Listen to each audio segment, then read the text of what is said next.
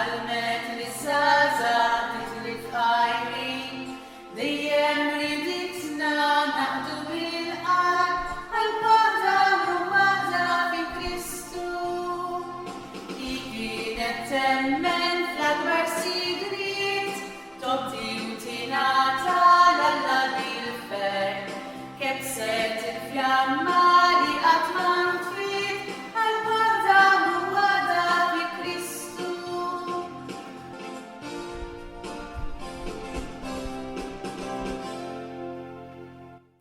Jien Sister Teresa Agostinjana insellimlek u nilqek għal programm ieħor ta' qari spiritwali mill-ktieb Oħroġ minn artek li jkellimna fuq il-ħajja tal-Madre Fundatriċi tagħna, is-Sorjiet Agostinjani Servi ta' Ġesu e Marija li il-Venerabbli Sor Marija Teresa Spinelli.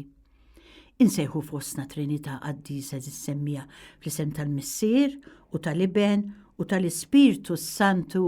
Amen. Waħda mit-talbiet tal-Fundatriċi. Irrid lill-Alla, irrid noġbu bil-purità, irrid dak li jritu, irrid ngħix u mmut għalih. Inkomplu eżis semmija sa naqraw illum kapitlu 33.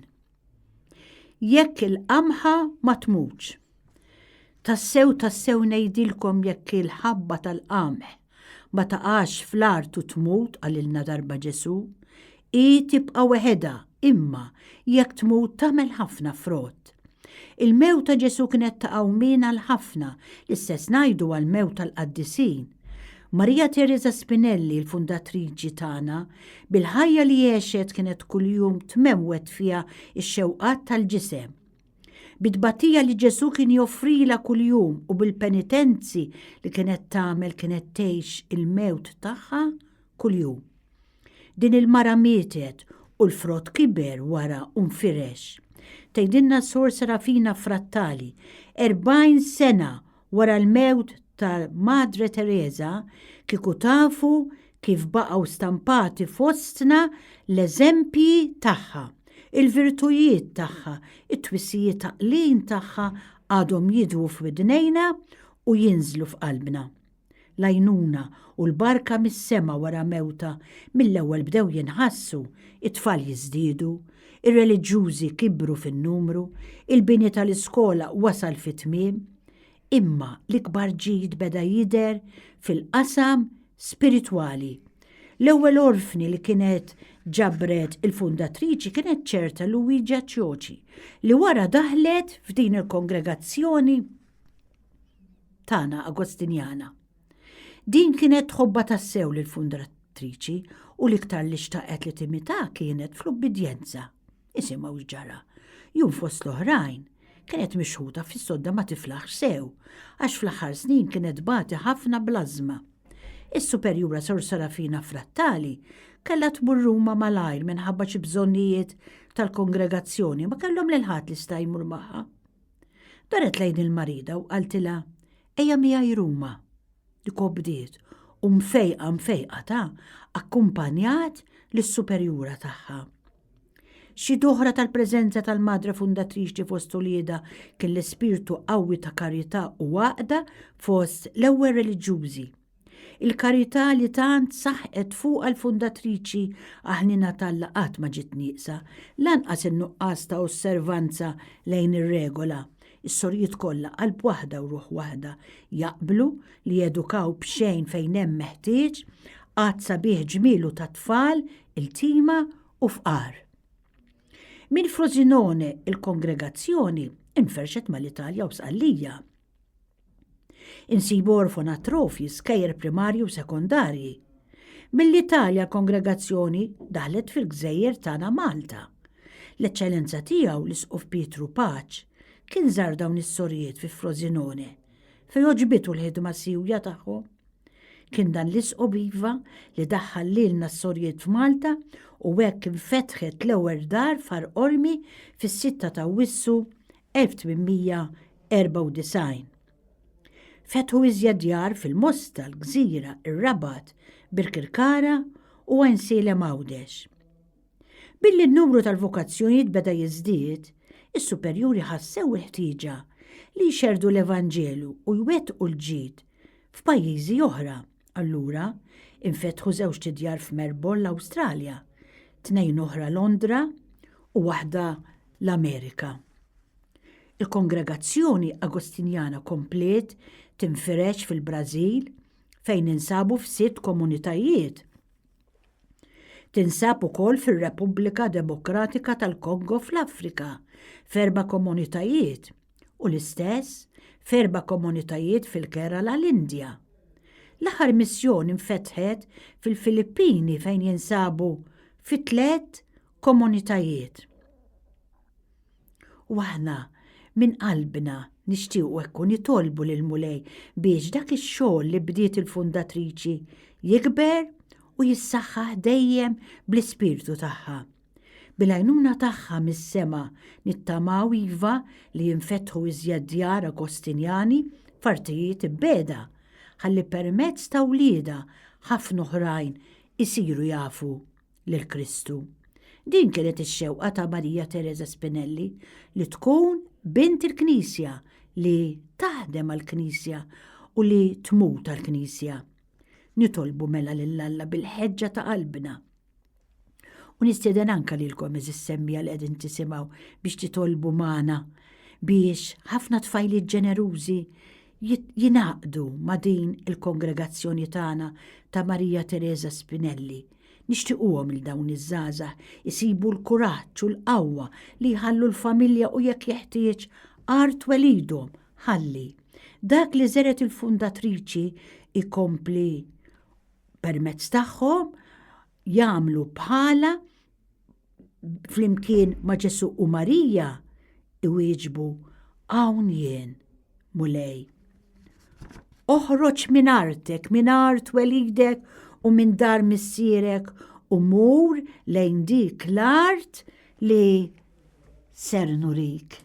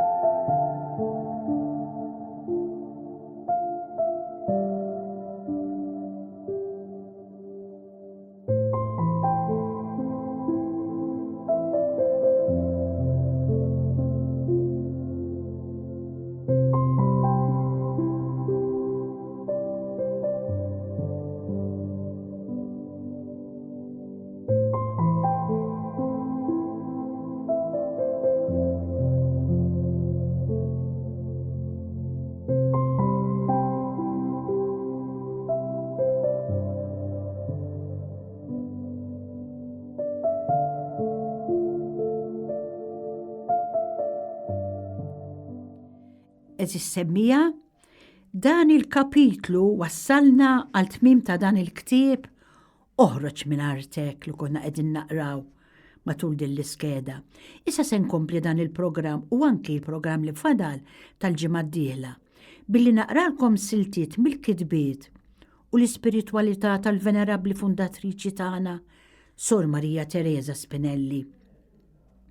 U nixtieq nibda semmija billi naqralkom u nurikom kemm il-venerabbli fundatriċi tagħna Madre Marija Teresa Spinelli kienet ukoll ruħ ewkaristika. Għattet sigħat sħaħ f'riġlejn il-mejda Teresa tal-preżenza divina u reali tal-Mulej fis-sagrament tal-Ewkaristija li hu lajn tal-vera mħabba titkellem mal-Mulej, tferra s-sentimenti tagħha qudiemu u titkellem dwar l-ansjetajiet tagħha u kollha fiduċja fih, tinsisti dwar it-talb ħerqan tagħha. L-appostolat kollu tagħha kien animat mill-enerġija li tkun irċeviet mill-Ewkaristija kif ukoll mimli daqshekk biha. L-Ewkaristija kienet il-komfort tagħha u l-għajn tal-qawwa u l-ispirazzjoni. Madre Teresa kella xorta ta' speċjalità tal-imħabba għall-Ewkaristija li hu wkoll is-sagrament tal-għaqda. Kien waqt it-qalbin imqaddes fil-fatt li kienet tħossha b'mod meravigliuż maquda mal-maħbub Ġesu tagħha li kien il-veru ġid tagħha u li minnu kienet tistenna kull ħaġa. Kienet tħoss il-preżenza divina fiha, hekk reali. Kienet tħoss it-tlet persuni divini, il-Missier, l-Iben u l-Ispirtu Santu. Kienet titkellem ma' Alla tagħha immensament infinit, b'familjarità intima u intensa. Madre Marija Teresa saret konxja tal-ħafna grazzi li tirċivi mis-sagrament tal-ġisem u id-dem ta' Kristu.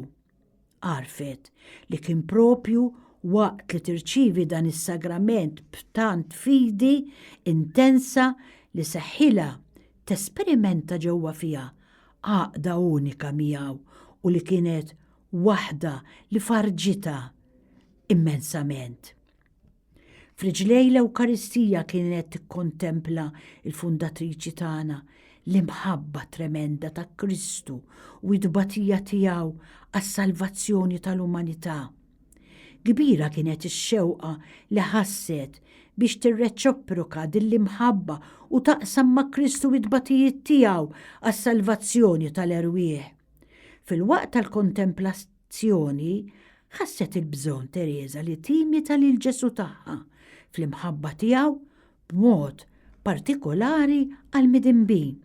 Għalhekk, bla eżitazzjoni bdiet tagħmel dan billi waqfet il-kongregazzjoni tagħna tas-sorijiet għalliema u skola li kienet ħaddam fiha kull klassi ta' tfal. Fej bl-appostolat tat-tagħlim setet timita l-Ġesu maħbub tagħha billi tħobb lil bnedmin b'varjetà ta' xogħol ta' karità skont dak li l-providenza divina kella lest għalija. Il-fundatriċi ħasset li dik kienet it-triq ewlenija li bija setet ittaffi l-għaġġ ta' Kristu għall-erwieħ billi tiddedika ruħha u l-erwieħ ta' dawk li jiġu warajha prinċipalment għall-appostolat nobli u ta' karità fil-kamp tal-edukazzjoni.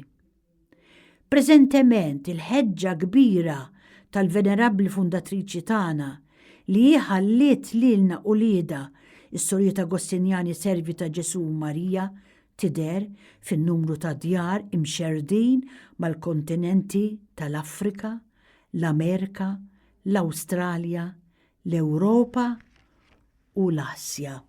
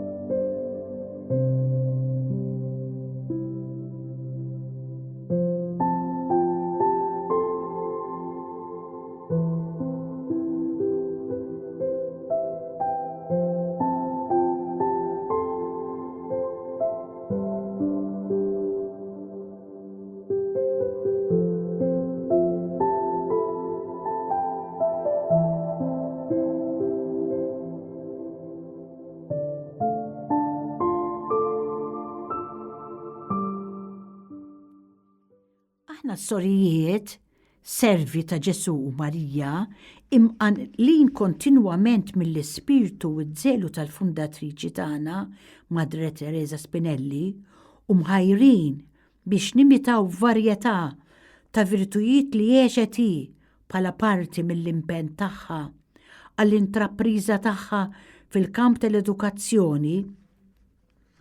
Tħallna l-xogħlijiet bħal gruppi ta' talb, klassijiet ta' dottrina barra mill-iskola orfanatrofi u hostels f'kelma waħda djar fej studenti u ħaddiema jistgħu jiklu u jorqdu birħis. Inħolqu wkoll visti li djar tal-morda u l-dawk fil-bżonn tal-għajnuna. Skejjer ta' tfal żgħar biex iżommu fihom uliet dawk l-ommijiet li jridu jmorru jaħdmu. Ukoll anki xogħlijiet fil-parroċċa.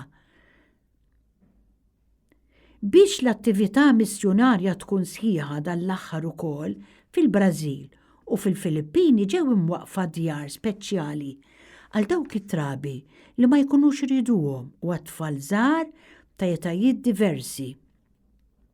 Reliġjużi huma dejjem fidili jimitaw l-istess imħabba li Madre Spinelli kellha l-fqar, il-morda u dawk nieqsa minn kollox. Għandna sorijiet iżuru regolarment vittmi ta' droga, nies li ħarġu mill-ħabs li fil-biċċa l-kbira tagħhom jisfaw bla dar u bla xogħol. Nofru parir u kull servizz meħtieġ ieħor bħal fil-ħasil u t-tiswija tal-ħwejjeġ u fil-kċina tad-dar li tofrilhom kien. L-imħabba kienet is-sisin tax-xogħol apostoliku kollu li ħadnet Madre Teresa Spinelli, imħabba għal Alla u għal proxmu bla ma tħares lejn twemmin u kulur. Għalija kull bniedem ġie maħluq minn Alla fuq iġbija tiegħu. Niġu malma naraw fil-persuni kollha bnedmin mifdija bid-dem prezzjuż ta' Kristu, f'dawk adottati u liet mifdija ta' Alla għal-merti tas-sagrifiċċju fuq is-salib ta' Kristu għal-fidwa tal-bnedmin. Għal-merti ta' Kristu il-bnedmin kollha jistgħu issa jiksbu destin etern ma' Alla u wirt divin bis-saħħa tal-adozzjoni tiegħu. Din kienet ir-raġuni għaliex il-fundatriċi fl-istudenti fl-iskola ma kienet tara fihom xejn inqas ħlief prinċipessi dottati b'destin etern. Għaldaqstant tagħthom imħabba, attenzjoni u rispett li kien jiċirqilhom bil-kotra u ġalet lilna s-sorijiet namlu l-istess.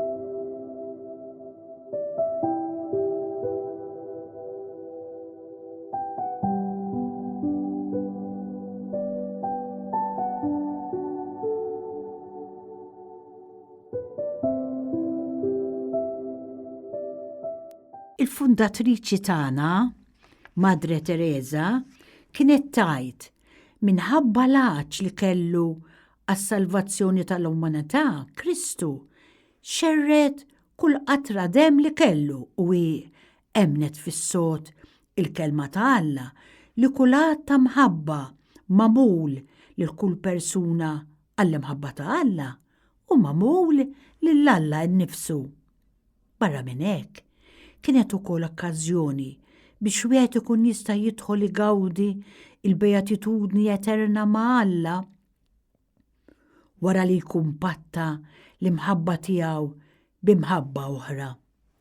Il-madri fundatriċi għamlet kull ma setet sabiex dawk li kienu jiddependu minna studenti u sorjiet dejjem jistinkaw biex jagħmlu ir-rieda talla għax ta' dawn is-saltna ta' smewwiet jgħidilna San Mattew fil-Vanġelu tiegħu kapitlu 7 vers 21. Sabiex jixxerret l-ispirtu Agostinjan ta' Madre Teresa u l-kongregazzjoni tagħha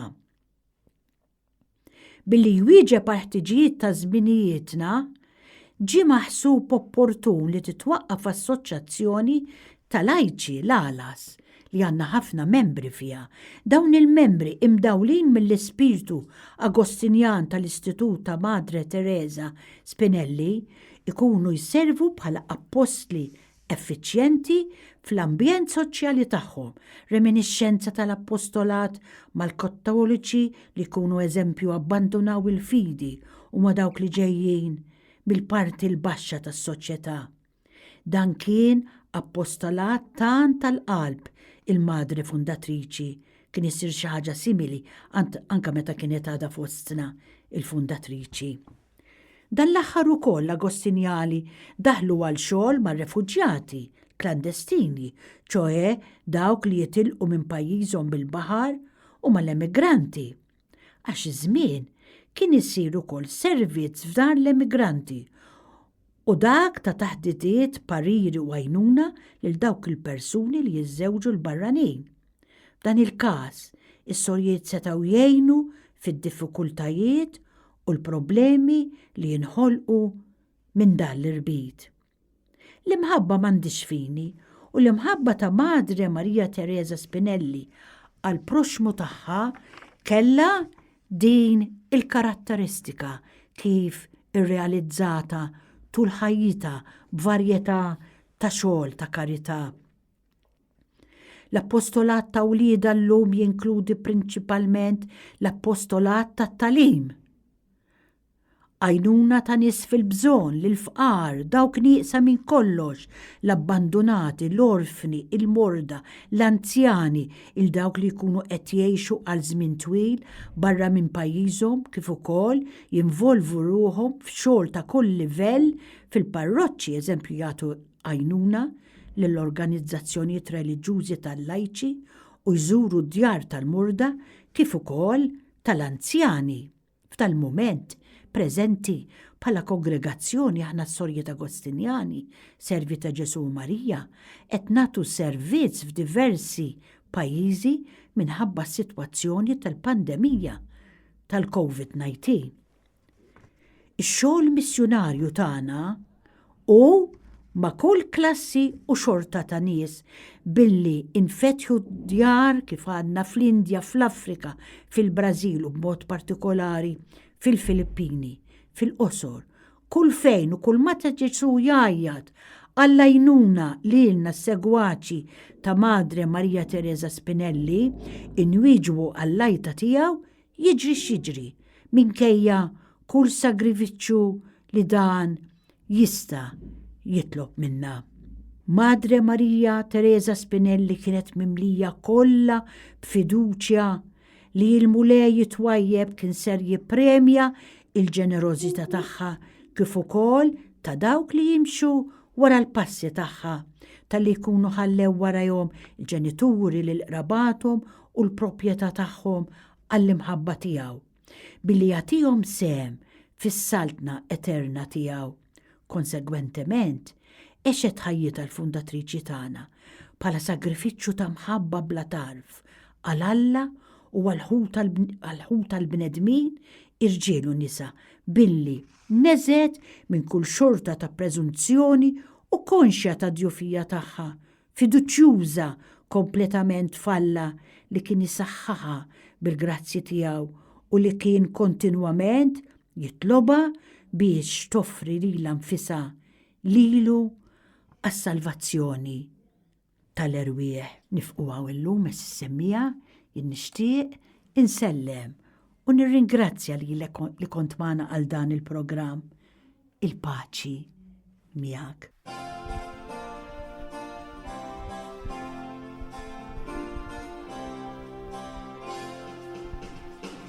Forsi tistaqsi x'inhu għaddej, ejjew nuruk mill-ħajja jifel, nimxu ferħana naqdu l-mulej, għal-waħda l-waħda fi Kristu. Omna Teresa għexet fil-tal, għalmet li żgħażagħ titli f'qajrin, dejjem riditna naqdu bil-qalb, għal-waħda l-waħda fi Kristu. Hi kienet temmen